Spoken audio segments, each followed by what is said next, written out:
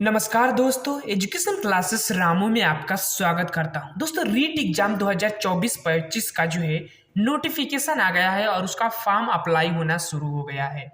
तो आज हम उसी रीट एग्जाम की चर्चा करने वाले हैं कि किन्हें फॉर्म भरना चाहिए और उसका सिलेबस क्या रहता है और उसको तैयारी आपको कैसे करना है, उसी का जो है डिटेल में चर्चा करने वाले हैं आज के वीडियो में। तो वीडियो को अंत तक देखिएगा। वीडियो पसंद आए तो लाइक शेयर सब्सक्राइब जरूर कर दीजिएगा। तो चलिए वीडियो को शुरू करते हैं। अगर हम रीट एग्जाम की बात करें तो ये इसका जो है फॉर्म अप्लाई होना जो है 16 से ही स्टार्ट हो गया था और ये जनवरी 2025 के जो है 15 जनवरी तक जो है इसका फॉर्म अप्लाई होगा। अब रीट एग्जाम की जो एग्जामिनेशन की बात करें तो इसका हो सकता है कि 27 फरवरी के अंत तक जाकर जो है इसका एग्जाम हो सकता है।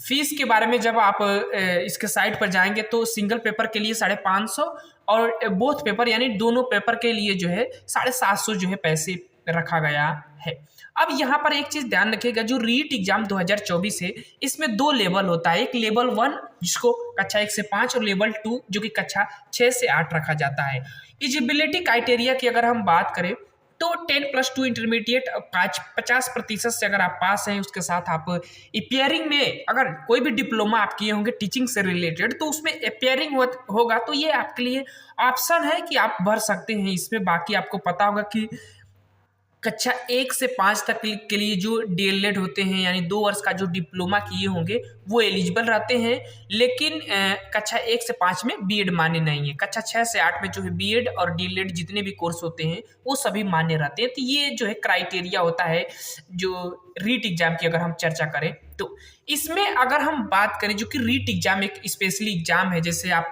उत्तर प्रदेश में टेट का एग्जाम देते हैं और सीटेट का एग्जाम देते हैं, तो वो एक तरह का एग्जाम है। सिर्फ आपको उसमें क्वालिफाई नंबर जो है पासिंग करना होता है, तब आप कोई भी एक टीचर वैकेंसी आती है तो उसमें आप एलिजिबल हो जाते हैं। बस ये जो है इस रीट एग्जाम का मायने है। जैसे आप समझ सकते हैं कि रीट एग्जाम अगर आप दे देते हैं तो राजस्थान में एक बताया जा रहा है कि 85,000 के आसपास जो है शिक्षक वैकेंसी जो है 2025 में देखने को मिल सकता है। तो उसके लिए आप एलिजिबल हो जाएंगे अगर आप इसमें जो हर कैटेगरी के लिए अलग अलग क्राइटेरिया होता है तो उसको पास करना ही होता है बस इसमें।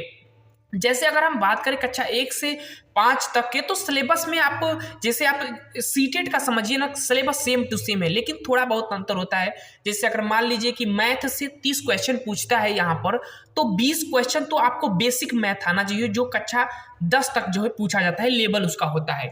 लेकिन जो 10 नंबर होता है वो टीचिंग से रिलेटेड जो जिसकी मैथ टीचिंग क्या होता है उससे रिलेटेड जो है क्वेश्चन देखने को मिल जाता है। हालांकि जब आप सीटेट का एग्जाम देते हैं तो वहां पर 50-50 का रेशियो रखा जाता है। जैसे 15 नंबर आपको मैथ से ही पूछा जाएगा, लेकिन 15 नंबर जो आपसे पूछा जाएगा वो मैथ पेडागोजी होता है, वहां से पूछा जाता है। तो वो क्राइटेरिया यहाँ पर है।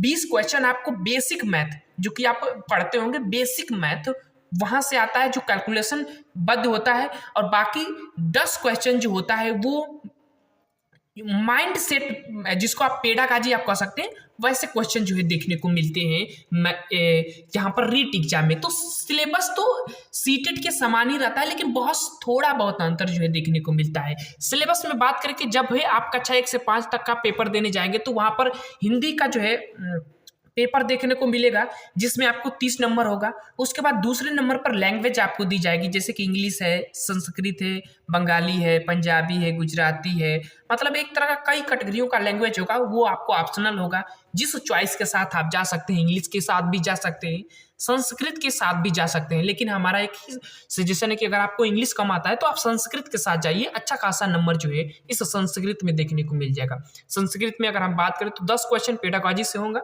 उसके बाद 20 क्वेश्चन जो होंगे वो थ्योरेटिकल होते हैं। वहां से जैसे कोई पैराग्राफ दे देता है, वहां से वहां पर से प्रश्न बनाए जाते हैं और उसी पैराग्राफ के व्याकरण से संबंधित कुछ क्वेश्चन रहेंगे, कुछ उस पैराग्राफ से रिलेटेड क्वेश्चन रहेंगे। ऐसे जो है क्वेश्चन बनते हैं रीट एग्जाम में। सीडीपी की बात करें तो वही कैटेगरी है कि आपको 30 नंबर का सीडीपी पूछा जाएगा, जहां पर टीचिंग से रिलेटेड कुछ पॉइंटें रहेंगे।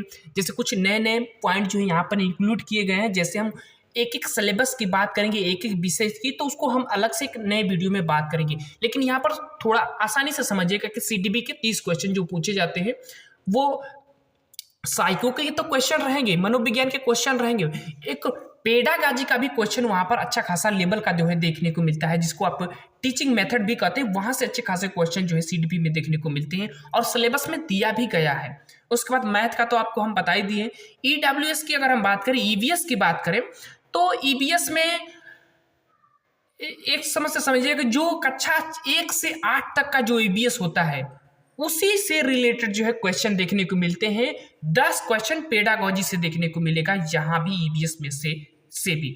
तो सीटेट का जो एग्जाम होता है वहां पर 50-50 का रेशियो होता है। यहाँ पर जो एग्जाम होता है वहां पर जो है 20 और 10 का जो है रेशियो होता है, यानी 20 क्वेश्चन तो आपको जो एग्जाम में पूछे जाते हैं वहां से रहेगा और 10 क्वेश्चन आपको उस टॉपिक से रिलेटेड जो है पेडागोजी जोड़ दी जाती है। जैसे ईवीएस से पेडागोजी, मैथ से पेडागोजी, सीडीपी से पेडागोजी, संस्कृत से भी वही कैटेगरी रखी जाती है कि आप पढ़ाएं कैसे, ये तब चीजें जो है पूछी जाती है। हिंदी में भी वही कि 10 क्वेश्चन, हालांकि सीटेट जब आप देंगे तो 15 क्वेश्चन आपको पेडागोजी मतलब मेथड जो होता है पढ़ाने का तरीका, वो से वहां से रिलेटेड जो है क्वेश्चन देखने को मिलते हैं हिंदी में। तो ये रीट एग्जाम से रिलेटेड इंपोर्टेंट पॉइंट थे। हालांकि मैं एक सिलेबस, यानी कि जैसे कि हिंदी का हम एक अलग से बताएंगे कि वहां पर कैसे क्वेश्चन बनते हैं, किस टॉपिक से प्रश्न बनेंगे, वो चीजें जो है आपको बताएंगे आने वाले वीडियो में। आपको पता होगा कि हर कैटेगरी के लिए अलग अलग क्वालिफाई मार्क होगा। इस एग्जाम को अगर आप क्वालिफाई कर लेते हैं तो 2025 में जो वैकेंसी आने वाली है राजस्थान में, स्पेशली राजस्थान में, वहां के लिए आप जो है एलिजिबल हो जाएंगे। ठीक है, सीटेट वहां मान्य नहीं होता है, टेट उत्तर प्रदेश का है, तो ये चीजें आप समझ लीजिएगा। सीटेट अगर पास होंगे, सोचेंगे कि आप राजस्थान में टीचर बन जाएंगे, तो उसके लिए जो है मान्य नहीं रखा गया है राजस्थान में। राजस्थान में एक अलग नियम चलता है, वहां पर आपको एक टीचर बनना है तो आपको रीट पास करना होगा। कक्षा 1 से 5 का टीचर बनना है तो रीट लेवल 1 पास करना होगा। कक्षा 6 से 8 का टीचर बनना है तो रीट लेवल 2 पास करना होगा। अलग अलग सभी जो है टॉपिकों पर अलग अलग सिलेबस से रिलेटेड वीडियो बना देंगे। बाकी आज के लिए बस इतना ही। वीडियो पसंद आए तो लाइक से सब्सक्राइब जरूर कर दीजिएगा। Thank you.